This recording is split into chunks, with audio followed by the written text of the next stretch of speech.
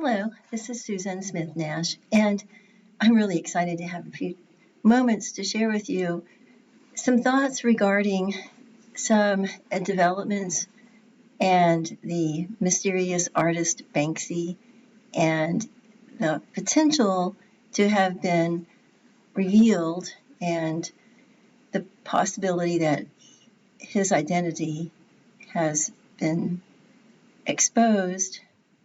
And there are three different candidates, but one is apparently the most likely. But I just wanted to take a moment to reflect on the work of Banksy and pose the question, yes, we're in search of a mysterious artist, but is he an anarchist or is he an exploiter? So let's just jump in. So the mysterious artist known as Banksy has surfaced again, this time in detailed reviews of his work and claims about his true identity. Banksy, whose distinctive stencil art has expressed potent political commentary as well as whimsical representations of human emotions, dreams, and the human condition, has achieved legendary status in Britain. Popular opinion puts him at a level more popular than Leonardo da Vinci, Michelangelo, and others. And what you're seeing is Girl with Balloon, and that's one of the most popular works of art in British history. His anonymity and method of street painting, legally deemed defacement, vandalism, and public disorder, and the virtual lack of legal repercussions have provoked some critics to ask why Banksy gets a pass and other street artists get fines and jail time. Example, Banksy mural on the walls of the Royal Courts of Justice building after 900 protesters were jailed for protesting. The quest to solve the mystery of Banksy's identity has been hotly pursued by many investigators, but just as fiercely obfuscated by those who are likely to know the true identity. After all, Banksy can't work in a vacuum.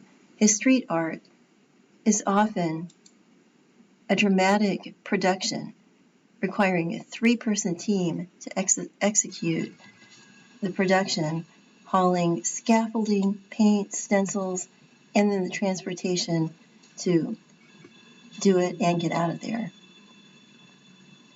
His work is done in a virtual blink of an eye. And further, he must have agents and promoters along with an adept, even if often unused, legal team. According to a recent March 2026 extensive Reuters report, there are 3 main contenders for the identity of Banksy. Perhaps the most stunning and surprising is the lead musician in the trip-hop group Massive Attack. You might be familiar with them because they did the intro music in the popular television series House. Robert Del Naja, a stencil artist in his own right, has famously stated that he is not Banksy. He's better than Banksy.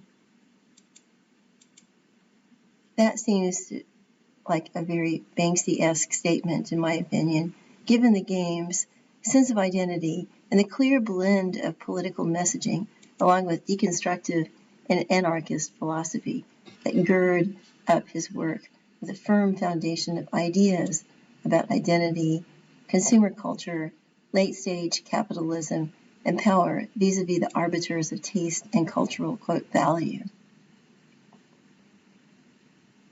So here we have Love is in the Air, a multi-layered work with lots of ironies, lots of commentary about love, war, identity, and, frankly, consumer culture. Some of Banksy's most recent and also most risky works are located on the walls of buildings in Ukraine, which were bombed by the Russian army. While they do not make statements about war per se, its impact on everyday people in life, and the assault on innocence. Oh, they do. Okay, sorry.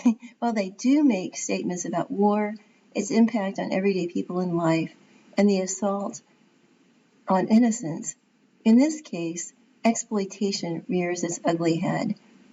It may be a protest against war, but it's impossible to deny that there would be much less impact if the images were stenciled on walls in a British city. For example, his original birthplace, Bristol. Location, location, location. Yes, location matters.